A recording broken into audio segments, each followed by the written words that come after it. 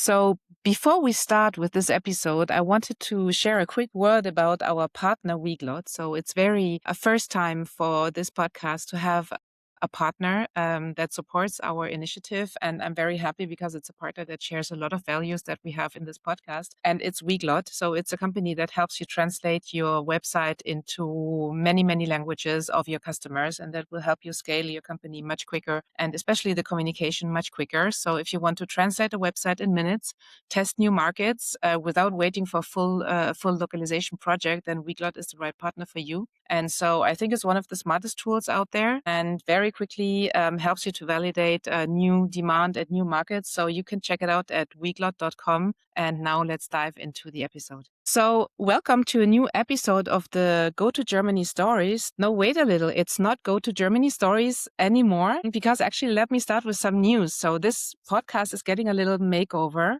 We started with a focus on Germany and how companies enter and grow in the German market, but conversations have been opening up over the last episodes and discussions. And so we decided to open up the podcast to a more European perspective. So we will be talking about European companies scaling across European borders and about international expansion a little bit more broadly. So same spirit, but bigger scope. And so I'm so happy to start with our today's guest, Angeley Mullins. So I think you're the perfect person, as I said, to start this podcast, this new episode, a little bit more European. So you're an American executive. You have spent over 2 decades in commercial leadership roles in companies in the US like Amazon, Intuit, GoDaddy, and then you came to Europe and you will tell us how and why. And so you entered the European scale-up world and now you're working for for German companies. So you're based in Berlin. And so you also shared in our recent discussion with me an article that you have written for the Next Web, which is called The Revenue Divide. And we will have a look at that and what is the difference between Europe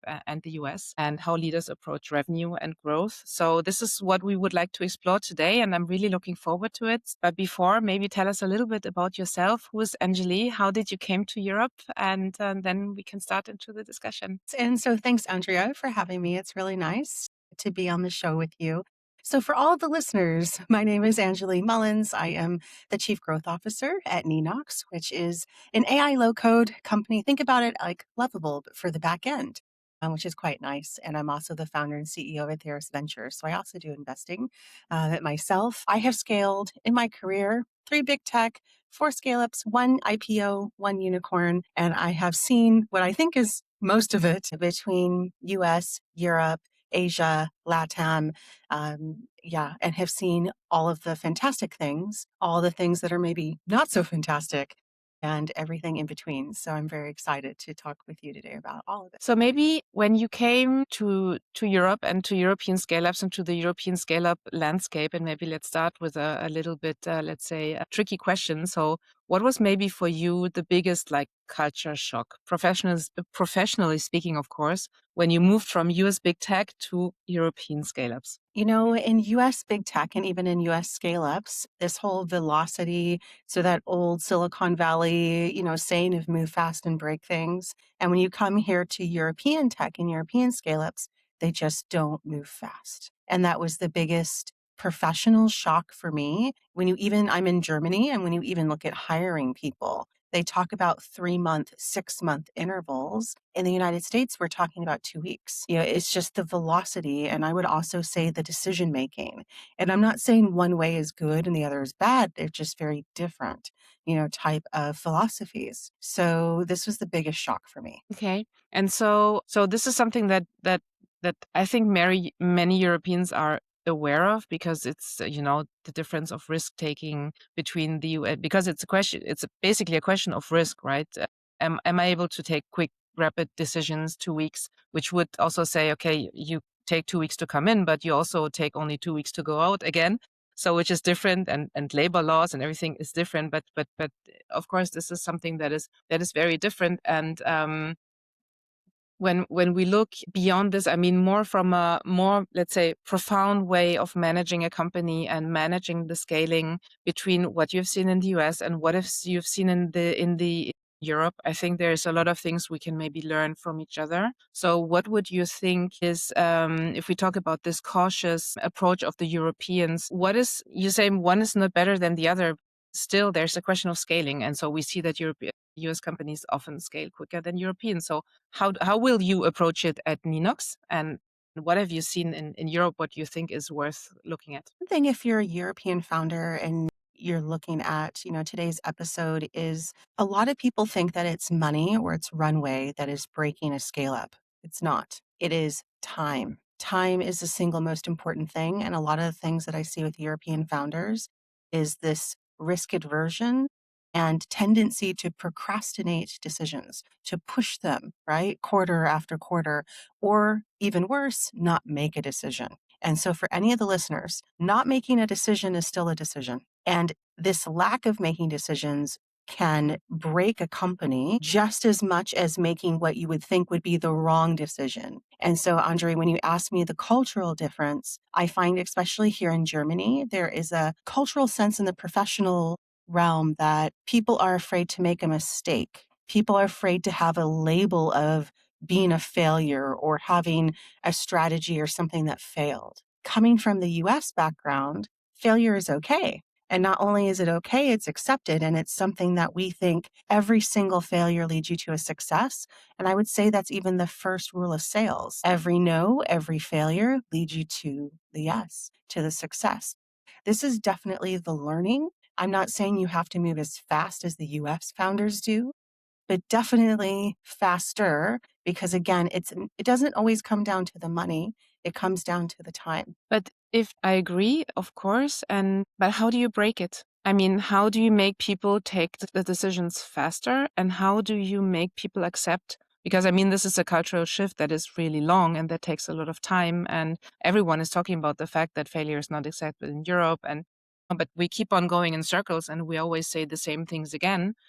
But how, I mean, you as coming from the outside and having really this other culture, how do you see, or did you see good examples in Europe where this is different? Because it's also the management who inspires the company Exactly. of failing is okay. So for me personally, I actually talk about my failures openly. I talk about the mistakes I've made. I talk about decisions that I made that maybe didn't work out. And this gives other leaders, doesn't matter if founder, CEO, other leaders in the company, the sense of psychological safety to say, okay, if this person who is successful made all these mistakes, it's okay for me to admit that number one, maybe they don't know everything.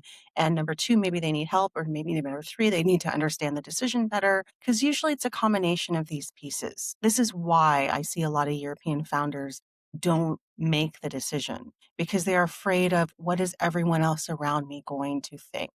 So, from a leadership perspective, if we create environments where it's okay to people to raise their hand and say, hey, I'm not sure about that. Hey, if I make this mistake and it fails, and I will say this with the board members as well. So, if you're a board member listening to this podcast, please try to create a sense of psychological safety with your founders and CEOs. This is also one of the dynamics that I see where in American boards, I'm not saying that it's perfect there, but I do see a little bit more of this risk-taking culture where somebody will say, okay, this quarter, in the next 2 quarters, we're going to try something. If it fails, we're going to move on to something else. Where here in Europe and specifically in Germany, I don't tend to see that as much. So how do we fix it? Creating psychological safety, showing examples, openly talking about your failures. This will kind of take the stigma out of the situation. And it's funny because we talked about it this morning again because I was in an accelerator doing a small presentation about international development. And, we're talking, it was in cybersecurity. So, of course, in cyber, everyone looks to the US because it's the big market in the US. And so we were talking about the fact that in Europe, scaling is so difficult because we have so many different markets and we have the different I'm in a booth. And we have different languages and the different cultures and the different legal systems. And in the US, it's so easy because, you have such a big market and everyone speaks the same language. And people have the impression that it's so easy on the one hand. So this is my one question. Is it really that easy as people really imagine? And the other question is, do people hide behind the fact that it's difficult in Europe? Because I sometimes have the impression that people hide behind it. They say, oh, no, it's so difficult. So I don't even try because I might fail, which brings us back again to the failure. To the first question. To answer your first question, is it easier? No, it's not easier. It's actually a lot more competitive, right? So it's actually a lot harder. Yes, there's a bigger market. Yes, there's more, I would say, tendency to adopt new technologies. So, first adopters, but it's also a lot more competitive. So something like, let's say in Germany or in the rest of Europe, let's say you have 5 competitors, 10 competitors. In America, you're going to have 100 competitors. So this also kind of substantiates the fact that you have to take decisions, take risks, move faster, because if you lose that opportunity window, you're done. Versus in Europe, because things move slower, people think that they have more time. They can wait. So, even a cultural example, over the summer, most things shut down. In America, it's go, go, go. Over holiday season, December through January, in Europe, things pretty shut down. In America, go, go, go. So it's even these cultural examples. But no, it is not easier in America. There are bigger funding tickets. So I will say that, but it doesn't mean things are easier. They want higher returns, right? Mm. The multiples are higher. But no, in America, I would say it's actually much more competitive. So there's a question of competition. And then also people say, if I sell on the East Coast, on the West Coast, it's the same thing. There's no No. cultural difference. I mean, you're talking to a I heard it this California morning. girl. My Yeah. gosh, who is that person? I come from the West Coast, so California.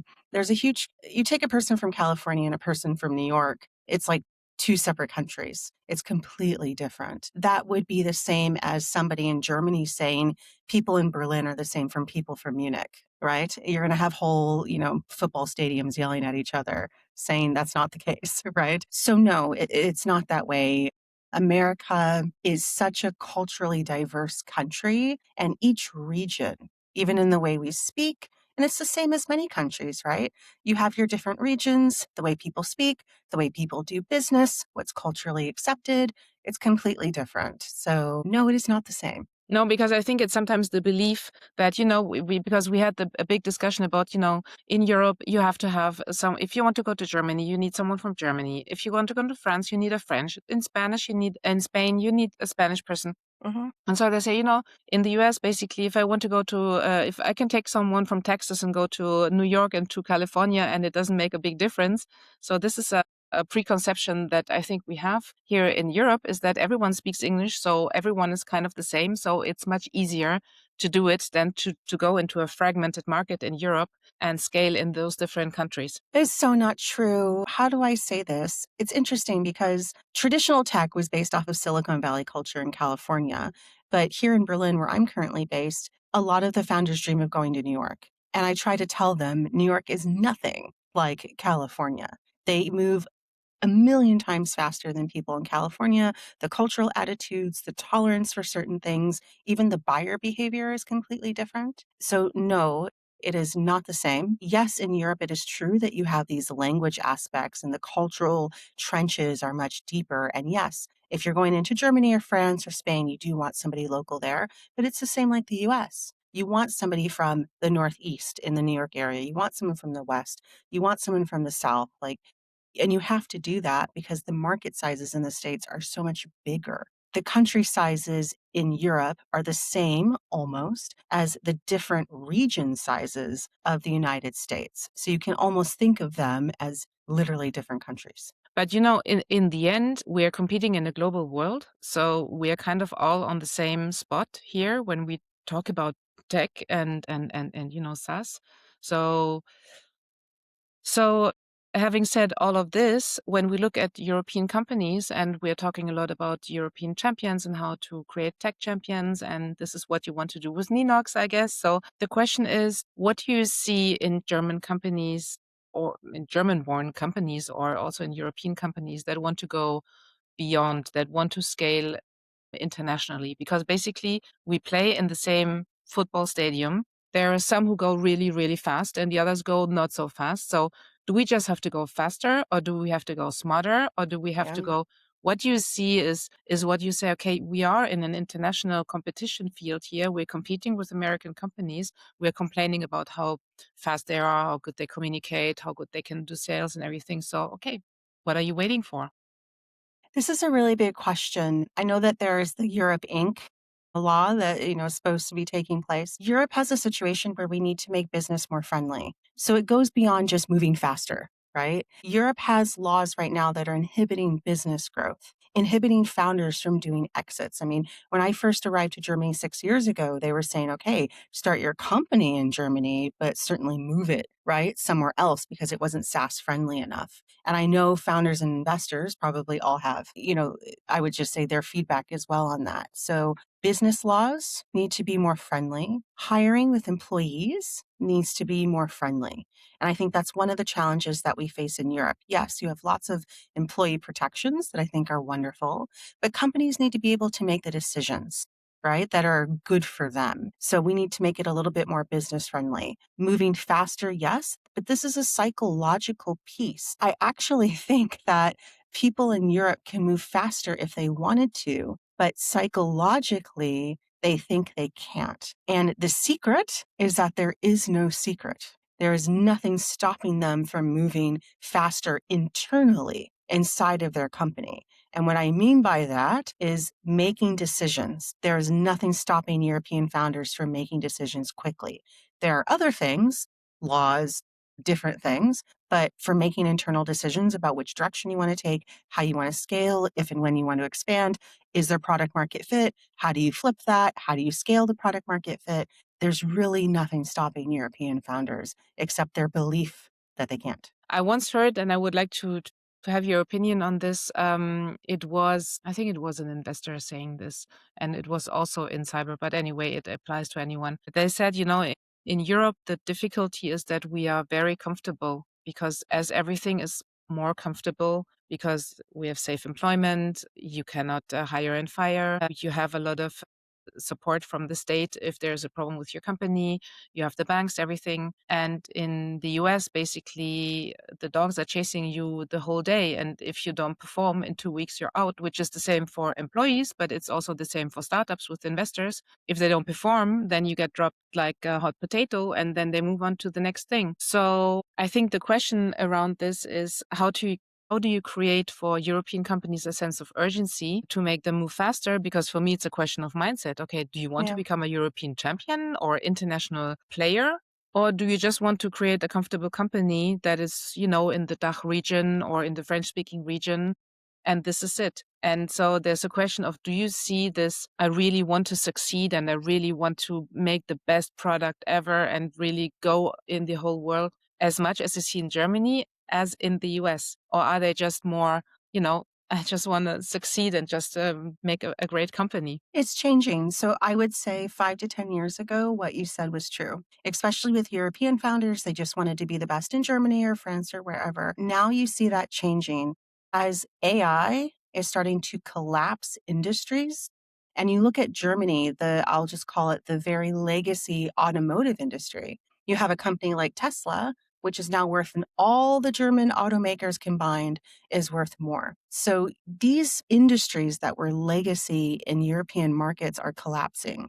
What we're finding in technology and in AI, products are being produced so quickly that the idea that you have today, if you don't push it out the door, build it, get your product market fit and scale it, in 6 months, it will become irrelevant. So the whole industry and the marketplace is going to force this. And so founders, and it doesn't really matter if you're in Europe, the US, wherever you are, I get my light back, the market will actually start to force founders to move faster. And for European founders specifically, they're going to have to increase the pace or they absolutely are going to be left behind. And this is just going to become, it's no longer a speculation. It's not a hypothesis. It is an absolute fact. Think about last year, 2025, everybody was using ChatGPT. That was the big thing. Now, this year in 2026, it's Claude and Claude Code. In 2027, who knows what it will be? But the pace that we're moving, I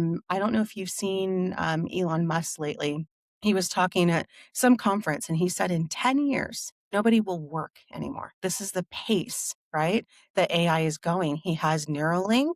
So once they connect the mind with the computer, and I just think people are not realizing this is the fourth technological age and the advancements that are going to happen in this next 5 to 10 years is going to be faster, broader, bigger than anything that we've ever seen. So Okay, so this comes then back to the question of speed and back to the question of taking risks. So let's say when you look at the companies that you worked with, and also something that you will then do differently in your new role, is what are the biggest mistakes that you see that European companies make when scaling the companies? And yeah, what would that be? Yeah. So a couple of quick answers. Number one, thinking that founder-led sales equals product market fit. It is not. If you are a founder and you have your first 10 to 20 clients because you have a great network, congratulations, but that does not equal product market fit. What equals product market fit is when you can hand it to your first AE or your first VP of sales, and they don't have to prove product market fit for you. They can take existing playbook and starting to scale. This is the one mistake I see, especially European founders make. The second one is, again, you have to calculate whatever funds you have in runway, but sometimes it is not the money or the runway. It is the procrastination of decisions.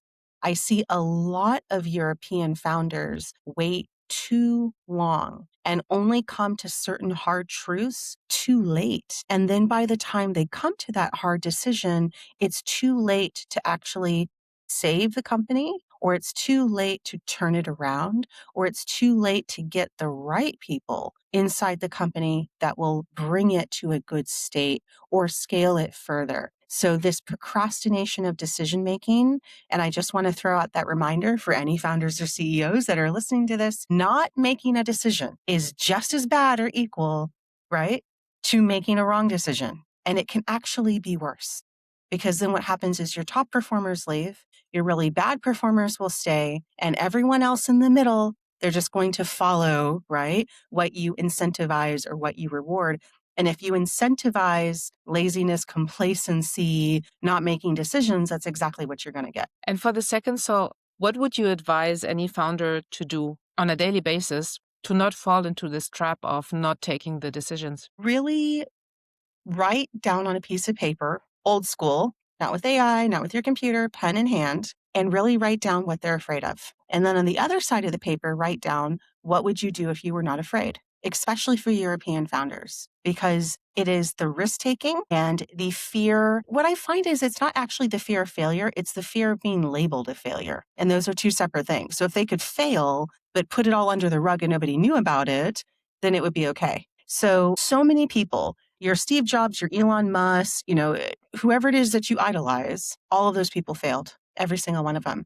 And their failures were massive, right? Everybody knew about them. It's okay. The best founders and CEOs and the best companies have failed so many times. So what? Build up a fuck up culture? Exactly.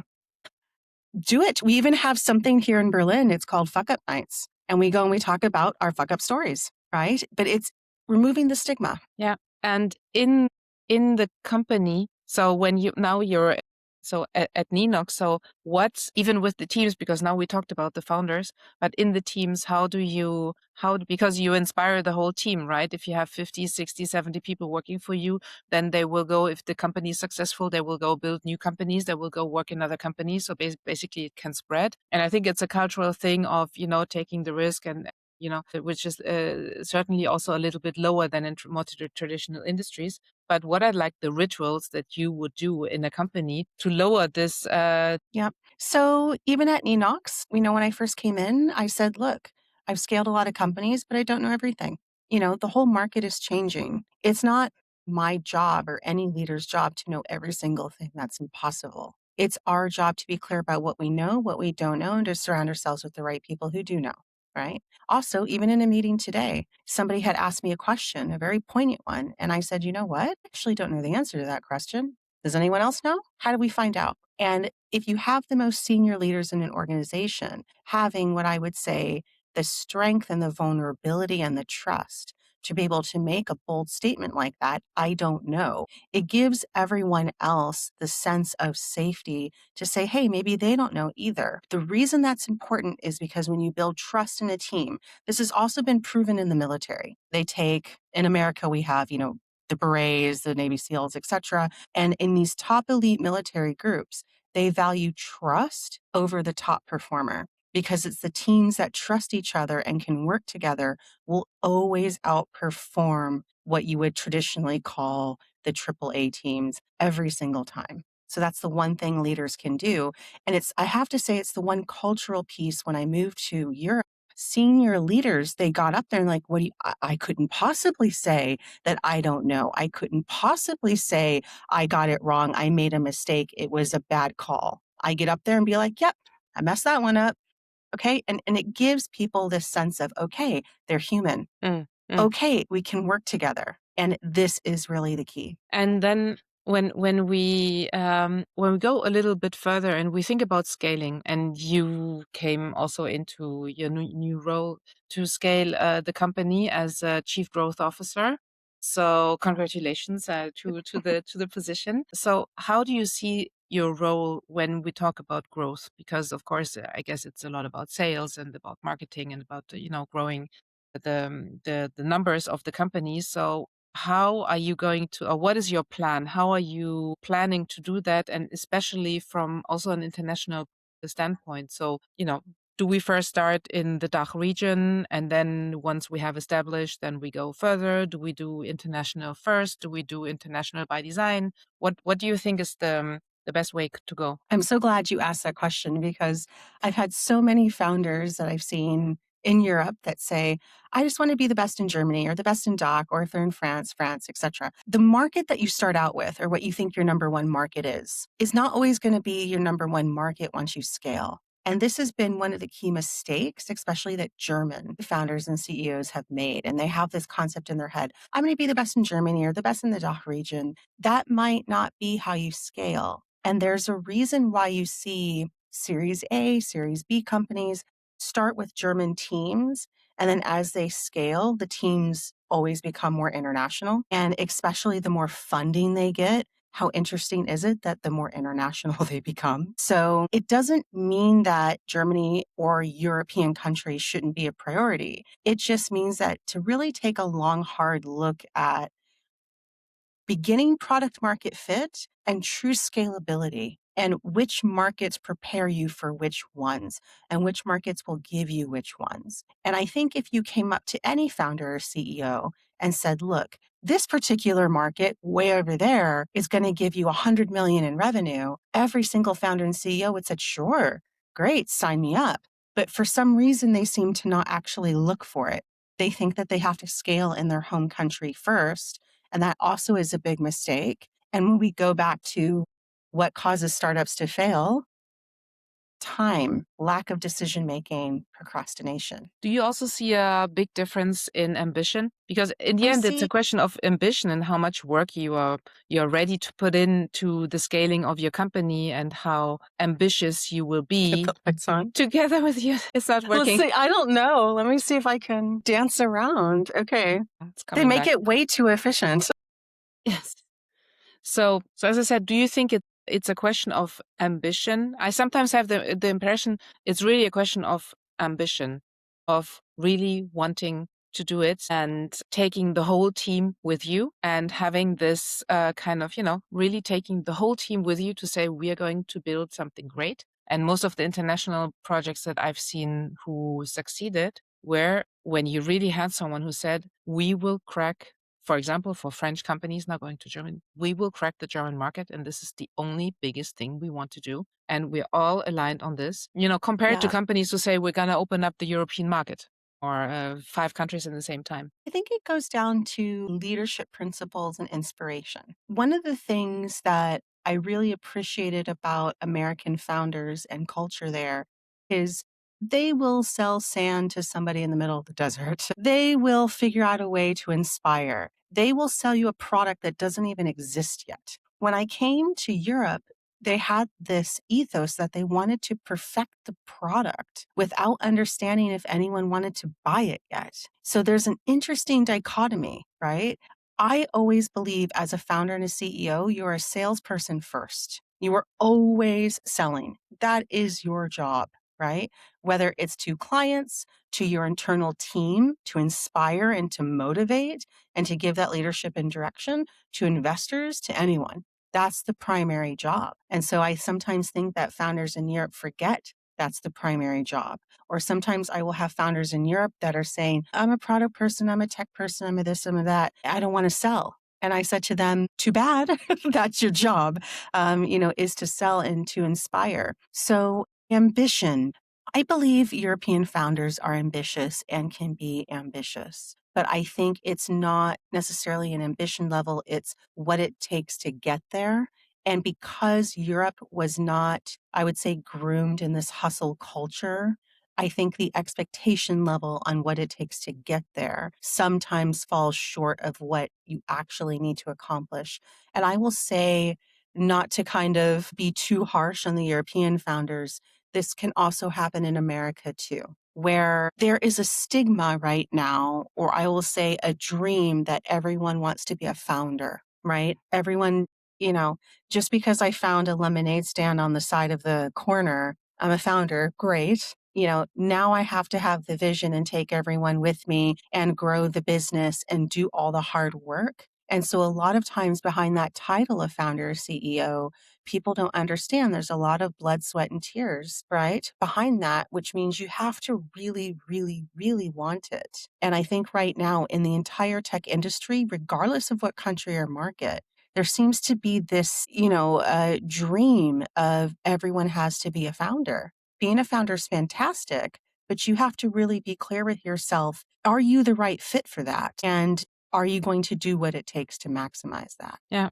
So once you have, let's say, the ambition, how do you set up the company for success and for scaling? What are the things that you have done in the past or also that you will do now at Ninox to really say, okay, this is the way forward. This is how we're gonna just set up the company or the playbooks or whatever you put in place. And that would really interest me because the people can be inspired by that, is to say, how do I set up for international scaling? How do I set up for success and to be able to grow the company quickly?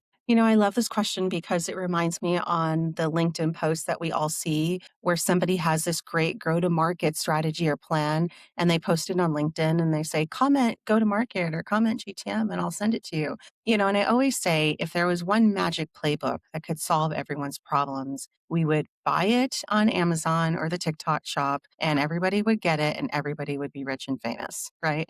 But it's not how it works. So to all the founders and CEOs out there, there is not one playbook or process or methodology that's going to solve all your problems. The first thing is understanding who you are as a leader, being aware your strengths, your weaknesses, how you complement that, and how you grow. And the reason I start with that and not a strategy, a business strategy, is because what I have seen in the insights of scaling companies is it is the self-awareness of the founders and CEOs that actually makes or breaks the companies. So I'm just going to say it again. It is the awareness, right? The self-awareness of the founders and CEOs that makes or breaks the companies. Along the way of your scaling, you're going to have many advisors, you're going to have many executives, you're going to have many operators working for you, alongside you, partnering with you. You're going to get a lot of advice. The ability to synthesize that and the ability to sometimes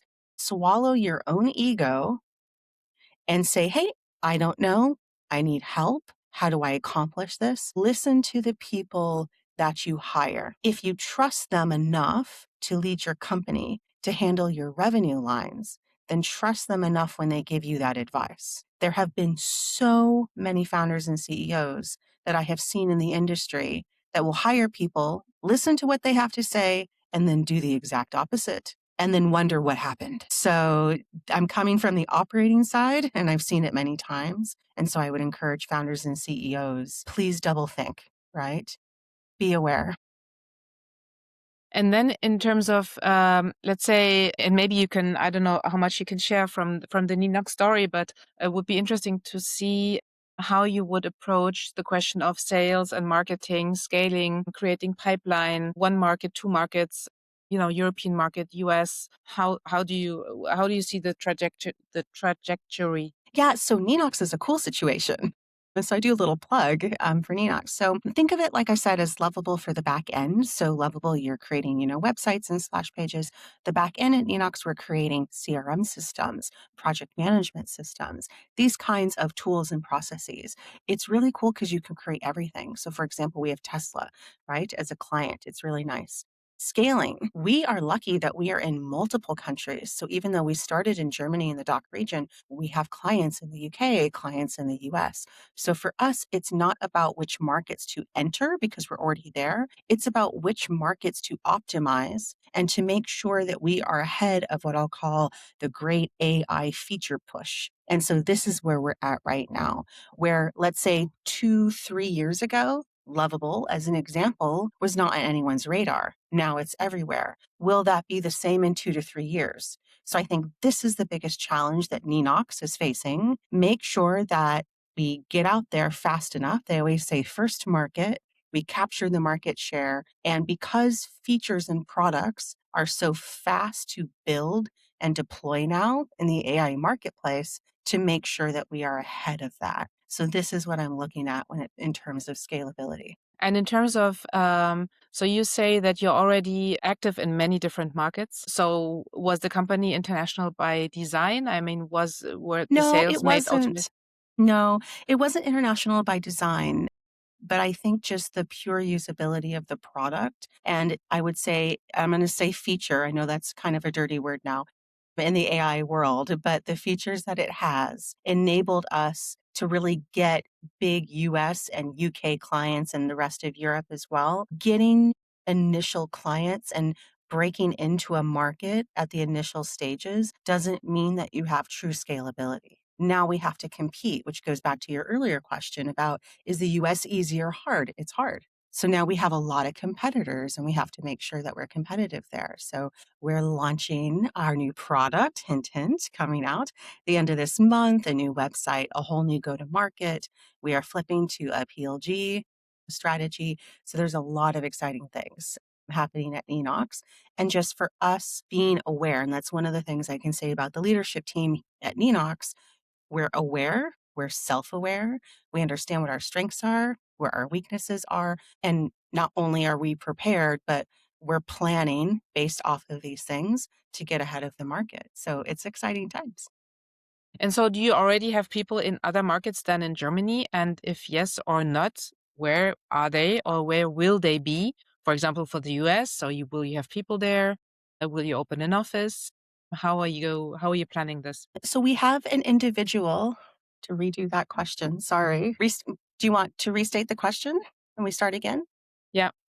Um, so, looking at Ninox and on your growth path for the next couple of months and years, how do you see the, let's say, also international footprint and implications for the company in terms of teams, in terms of markets that you will concentrate on? Yeah. So we're making a big push in the UK right now, and we have clients in the US. But because the US, again, hyper competitive, we said, okay, we're going to start with the UK first, get a hold of the UK. We will still operate in the US, but there's a difference between operating and complete scaling. And that requires a lot of energy, time, effort, people, tools, etc. So UK first, and then we'll look at the US. We're already Europe wide. So Hmm. that has been completely established and we're doing well there. But we're going to take it, I would say, one region, right, at a time, but with a big caveat that timelines in AI world are short. So these timeframes are going to go very fast. So everything that we talked about at the beginning of our conversation, speed, the ability to pivot, the ability to admit mistakes, the ability to move fast. And the one thing I appreciate about the team at Ninox, everybody understands the market and the situation. And we've had very real conversations about what that means. And everybody's on board to make it work. So it's really actually quite nice. Okay. And are you planning to deploy people in those different regions, or is it going to be managed out of the German headquarters? We've already started to deploy people in the UK. Hmm. So this is absolutely happening. But again, with the scalability model, this is the difference between 2026 and even 5 years ago. Scalability is no longer about the size of the team, how many people. Yes, we want some headcount and presence, but it's about how much of units, right, can we scale versus people. So I think that's really the key difference when we're looking at growth, when investors are looking at, and as you know, one of the biggest KPIs right now is revenue per FTE. And with Mm-hmm. AI tools, it's not about how many people you have in your company, it's about how much revenue versus the team size. So yes, we are deploying people in the UK, but it's not our goal to have tons and tons of people. Okay. So there's a big project coming up for you in the next couple of months and years, and really looking forward to seeing the progress there. So we've touched upon a lot of things and your vision about the European market, about European founders. So if we maybe, let's say, sum it up and say, okay, in the 2, 3 things that you would advise every CEO to do tomorrow morning after he has heard the episode, is what would those 2, 3 things be? So, for all the founders, the first things, and I will say he or she is looking at, is number one, self awareness. And this is for any founder, regardless of what market or country you're in. Really have a hard look in the mirror. What are you good at? What are you not good at? What are you afraid of? Mark it down. Really try to push past those fears because it's timing. So, that's the first thing, the awareness. The second thing is timing. And again, if you are pre-seed through Series C, it is procrastination on decisions, decision making, and time. These are the things that will actually have the biggest effects on your runway, on if you make it, on if you're able to scale. The third thing, listen to the people that you've hired. And this is something, again, it's not just a European thing. I see this in the US too. I see it everywhere. If you are going to hire, and I mean this with very senior people, if you're going to hire very senior people who are experienced, then trust their decisions and their decision making. Because I want to say in the past 5 to 10 years, you'll see just this revolving door of executives that also costs you in time, in revenue. And especially with revenue generating roles, sometimes it takes a little time to have those effects, right, take place. So I think there was a report put out by VCs and probably PE companies as well that like the average tenure for some of these executive roles was 18 months. Now, when you think in Europe, when it takes 3 to 6 months to hire people, and start to implement strategies, these executives don't even have time to do anything before already they want to change. And so people think that they're going to get something new or better. They're not. So really just be aware. And ultimately, it comes down to decision making. And I would just say be honest with yourself, right? The more honesty you have with yourself, the better you will be. The last piece is be an example of trust, of vulnerability to take the stigma out of the situation. And what you will find is an executive team that trusts one another, makes decisions together.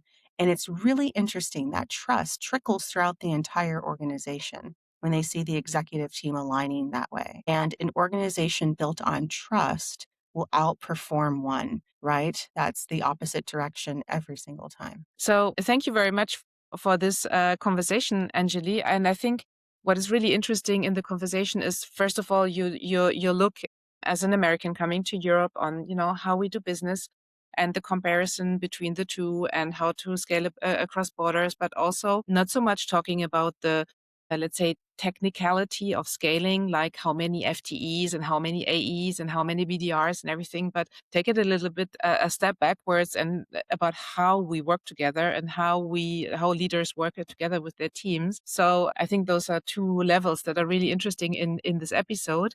And so thank you very much for being here and for taking the time. Yeah, it was really And great conversation. yeah. So thank you. And also, I want to also thank Weglot, of course, who is the partner for this podcast, for this new edition of the podcast, and also the people who brought us together because we got the intro through Weglot. And so if anyone wants to test Weglot, of course, and you want to, translate your company website in multiple languages to scale quicker, then of course Weglot is the right partner for you. So people should check it out on weglot.com. If they have enjoyed this episode with you and me, then I would be happy if anyone would subscribe to the podcast, of course, share it with anyone who would like to benefit from your good advice, Angeley. So thank you very much. You're on LinkedIn also. People can connect with you. and ask any questions if they want to. And I'm really looking forward to seeing what Ninox is going to do and how you're going to develop it in the next couple of months. So thank you very much for your time. Thank you. Thank you.